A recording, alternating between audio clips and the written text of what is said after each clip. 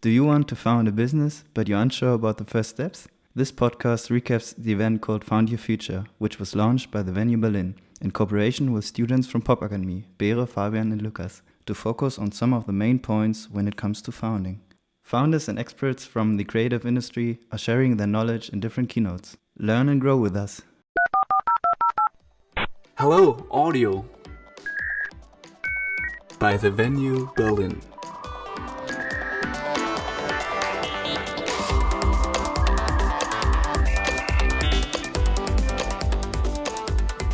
In this podcast, you will learn about the topics motivation, pitching, legal issues, finance, investment readiness, and founding.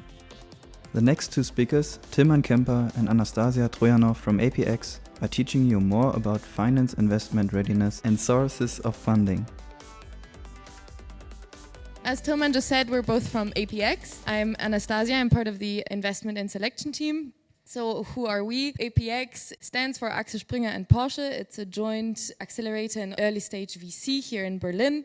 We're located not too far away from here at Markgrafenstraße near Checkpoint Charlie. And what we do is that we like to see ourselves as the most ambitious European early stage VC and accelerator. So we invest early stage, pre-seed. What does that mean? We invest in very early companies that are a couple of months to a year old, that haven't sought funding for now, or at least a low amount, are still working on their product and product market fit, have generated some early traction, and are ambitious and passionate about their project. We're tailor-made, which is a quite different approach to most of the accelerator and VCs you would actually find around Berlin or in general Europe. So what we actually do with our 100-day program, we tailor it to the needs of the startup. So we do not work in batches where we have 15, 20 startups walking the program side by side, although not being at the same stage or not having the same focuses. What we like to do is ask the startups in the beginning of our program what they want to achieve, what are their pain points, what are the main KPIs they want to achieve, and try to tailor our program, our mentorship program, to their needs. So for example, if startups need a lot of, strategy, consultation and mentorship, we would try to help them with that, but also connect them with the mentors from our network. And our network is actually very unique and very big because we can both tap into Porsches as well as Axel Springer's networks. And yeah, furthermore, we love and live diversity. We're a very diverse team, not internally at the APX team, but also other startups covering various nations and ethnicities. So here, we're not only diverse in who we are, but also who we invest in. We invest industry agnostic, not only in the fields of media and mobility, as some of you might think. So far we've done 30 investments in early stage companies that are all digital, as we do not invest in hardware. So for example, if we take two examples out of our portfolio, Dogo is a B2C, so business to consumer, dog education app, in which we invested, and they have been very successful since, also ranking quite high on the App Store.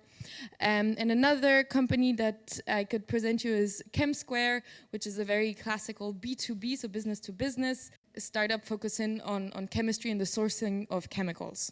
When we talk a little bit about what is important for founders and startups when they're seeking venture capital investment, we like to think of 4 questions. Why you, why this, why now, why IPX? So why you is about how you as a founder and as a founding team are the right persons to follow that path and to solve the problem you want to solve. So when looking at pitch decks or pitches, what we really want to understand is what problem are you solving and why are you solving it, and especially why you are the right team to do this. So this has to do also with your background, with your experiences, with your own networks, your team dynamics, and how you work as a group. Why this? I already said something about the problem. So why is this topic you're tackling at the moment? Why is this relevant now?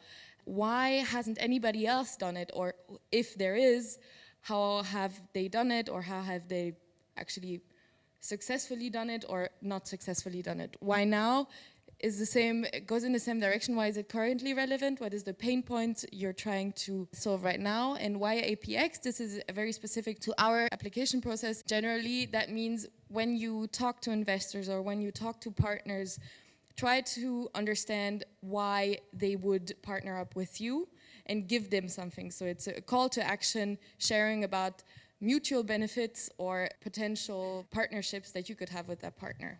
When looking at the pitch deck, what are key elements that we'd like to see in order to have a full and complete application? So we also have a blog where we publish quite a bit of content, where we also have a lot of content regarding pitches and investments. So you can go on our website and actually follow our blog. One article is called The Perfect Pitch Deck, which reflects what we're going to say right here. Usually a pitch deck is constructed by first the problem you're trying to tackle, and then your solution and your product. How you're going to monetize it, so the business model behind it, and the market. So the market is on one side not only the size of the market, how big is your market, for example, in Germany or in Europe or the DACH region, as well as the competition. It's very important for you to do a thorough analysis of your market to understand who are your competitors. So for example, if we're touching on a social network in the music space, a competitor slide where you have Facebook, Instagram, and Snapchat would be far too high level because of course you're competing with them, but not on the same level. Furthermore, we like to see a roadmap. So where did you come from? What are the steps you already did? But where do you want to go to? What is your vision? What is the actual stuff or activities you want to do in the future? And finally, more information about you. And as I just explained, the call to action. All right, thank you so much. Anastasia already pointed to the problem where initially when we talk about pitching in general, when we talk about a pitch deck, we like to see what problem you're actually solving. And that is super crucial because the idea is not worth pursuing as long as you're not solving someone's need and someone's pain. Therefore, I kind of like this. This is one idea out of one pitch deck we encountered about feeling the pain, making the pain felt, and why it is painful, why it is timely, what is the status quo today, and what is the underlying problem that you're seeing, that you're facing. So when you think about what is a good idea to come up with, a lot of times people just try to be creative, try to come up with a smart solution for something, but really try to understand industries, try to understand pains that you encounter, that you are then trying to solve. And a lot of times, especially if you don't have an idea yet, that is a very good way to go about it and also to validate your assumptions. In general, once you send in a pitch deck, is what do we actually look at inside of your several dimensions. We already simply talked about, or just talked about the product, the market. We talked about the roadmap where we are trying to understand how you as a startup want to develop. But in general, afterwards, we during our 100 days and we during our tailor-made program are really trying to make you investor ready, to help you on your journey to become investor ready for the next round of funding. This is our core at what we do. This is the core at what we do, and this will also help us to gain foot and gain momentum in this ecosystem. In general, talking about investor readiness dimensions, if you want to call them this, we usually consider 6 to 7. Let's take legal out because legal is more binary, so either you're incorporated or not. But for the more softer and more qualitative dimensions, we look at vision to product. So when I talk about this, we want to understand what is your long-term dream? Where do you want to go? Is this a $1 billion idea and company, or does it really have a small market? We talk about users and customers. Here we talk also about quantitative factors. We talk about how fast can you grow? What is your customer acquisition strategy, which kind of touches upon the sales and marketing as well. What are your actually metrics? And by metrics, I mean what are your key performance indicators that drive the success of your startup? So for example, traffic or app downloads, as we talked about the dog education app earlier. The financial model comes in at some point because we need to understand that you're actually making money. So in that sense, initially, it can be about providing value, but how can you monetize using the business model at hand, and how does it translate year over year? The product plan and roadmap is super crucial for tech startups, especially when you talk about features. How can you evolve from the status quo that you have today?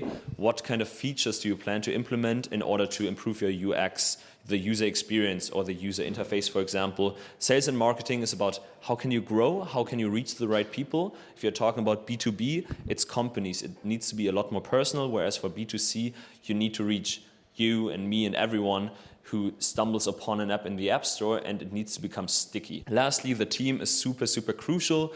We always draw this comparison of a great team to a mediocre product and idea can still catch up and become great, whereas a great idea to a mediocre team has a hard time on really like executing and becoming successful. So now you might ask, so how do we measure this? What are frameworks we're using? How do we actually conduct this? How can you as a founder track where you are at? And we've come up with this framework, which we call Startup Growth Map, where you look at several dimensions. Again, business idea. You look at the technology underlying your entire solution. You look at the users and customers, and there are parts of the conception, the planning, and parts of the operations, the execution. You can also call this, what does success look like, and how do you get there? In that sense, you can take any dimension here, and you can think about it for business idea, what is actually my grand vision? What is my dream?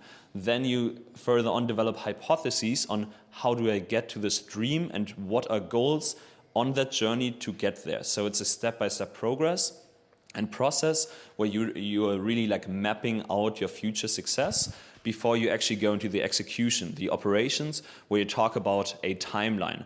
By when do I want to reach what goal? You talk about execution. Do I go out? Do I hand you a flyer? Do I contact you via email? Or am I opening up Google AdWords, for example, or Facebook marketing campaigns? And lastly, there's a validation step. Does it actually succeed in what I want it to be?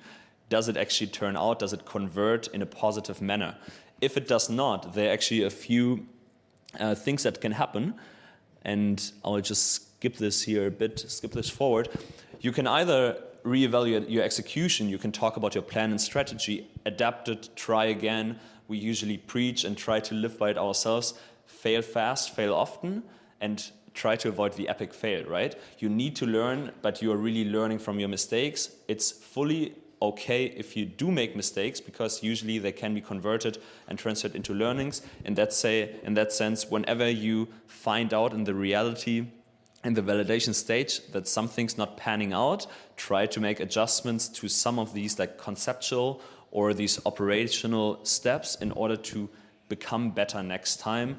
And whenever you are starting up with a company, whenever you are already in further advanced states, when you are already at a Series A, Series B, and raised 5 to 8 to 10 million euros, you can still use this and always reflect on your situation. The self-reflection is super important for yourself, but also for investors, because that in the end will be convincing when they are asking on why this will become a success and why this is actually an opportunity for each side.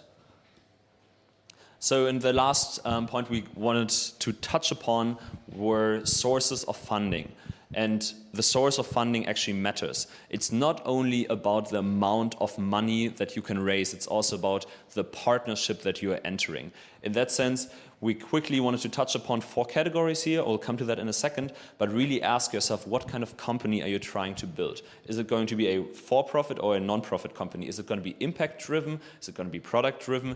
Do you really want to walk the VC path? So do you want to enter the venture capital scene in order to grow quickly, also inorganically, but really excel at the growth that you are able to achieve through external capital? But also, please be aware, as soon as you take in money, it means you're giving up independence. And this is oftentimes underestimated by young founders, by early stage founders, because you believe you're your own boss. But as soon as you take in investors, especially once they invest in equity, you are accountable to what you do, and they will ask about many, many things. They will be part of your decision-making cycles, and this cannot be emphasized enough. In general, when we talk about funding, we differentiate between these grants and non-equity programs where you are actually not giving up any stake in your company. There are by now many, many cool options. If you're from Germany, think about the Exist grant. There's also the Smart, for example, in the UK, in Germany, in England or Scotland, where you can raise up to 100,000 euros or pounds, and you don't have to give up a single percentage of your company. There are also non-equity programs who kind of serve as accelerators, but are oftentimes kind of impact-driven. Then we have the exit-driven category, and this is where this VC path really becomes relevant. You talk about accelerators and early-stage investors, kind of where we as APX stand, where we take a small cut of your company in order to really get you going, in order to get this traction started. And then typically we look at business angels. Those are private individuals who also want to give back, but also want to support founders especially. And then there are VC firms, institutional investors who invest for a living, who have their own investors who are saying, hey, here are 10 million euros. Overall, it's a 100 million euro fund. Deploy this money and make a return for myself. In that sense, they purely care about how successful this company can become, and then in the end, what kind of exit. So how high you can sell each share that you own will be worth it in the end. There's strategic investors, family offices, which are a lot more product-driven and service-driven. So they kind of care about the solution, not only about the exit drive of typical capital for-profit VC firms, but also maybe can this product for Porsche, for example, in the automotive industry, become relevant for our own services. Sometimes this can also be a good example for army applications. So there are people in the army who actually want to make the lives of each other better, and in that sense, this is more product-driven, also impact-driven, but not exit-driven. And lastly, there's always this topic of crowdfunding, and this is very difficult to answer.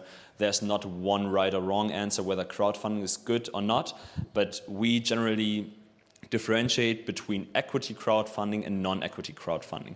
Why this is so important is because equity crowdfunding means that you're actively giving away parts of your company to other people, potentially to thousands of people.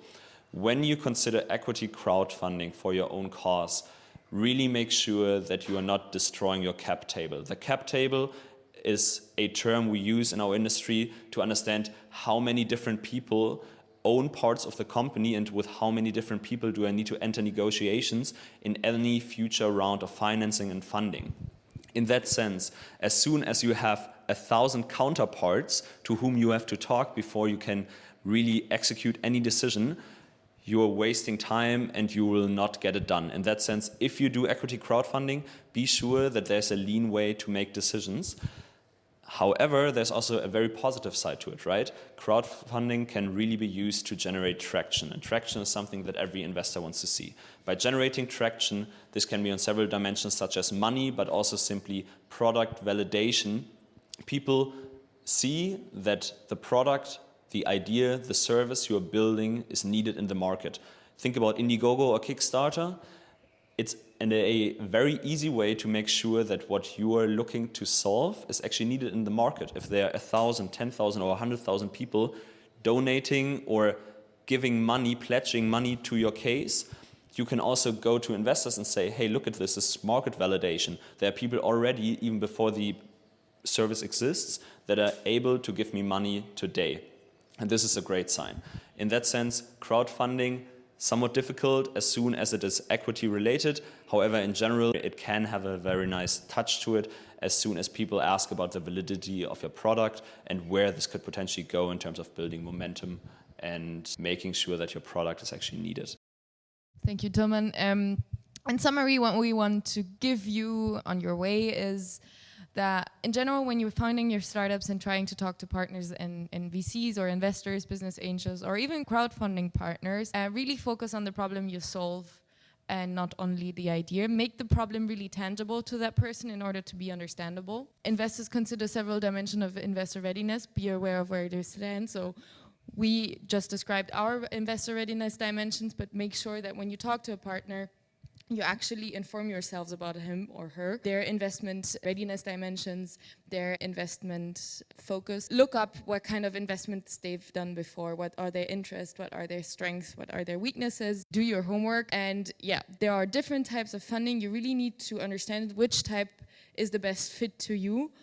VC investment is not only the one and only investment type you can get, and it's very often not the right type of investment for companies, especially when you're looking at more purpose-driven or impactful-driven companies, yes. And all in all, stay true to yourself and to your idea, be ambitious, and yeah, if you have any questions, feel free to ask. We would like to thank Beere, Fabian and Lukas, who have had the great idea for this event series and who helped us to record this podcast. Huge thanks also to Josie for producing this podcast, and of course Melodrive for the jingle. Hello, audio by the venue Berlin.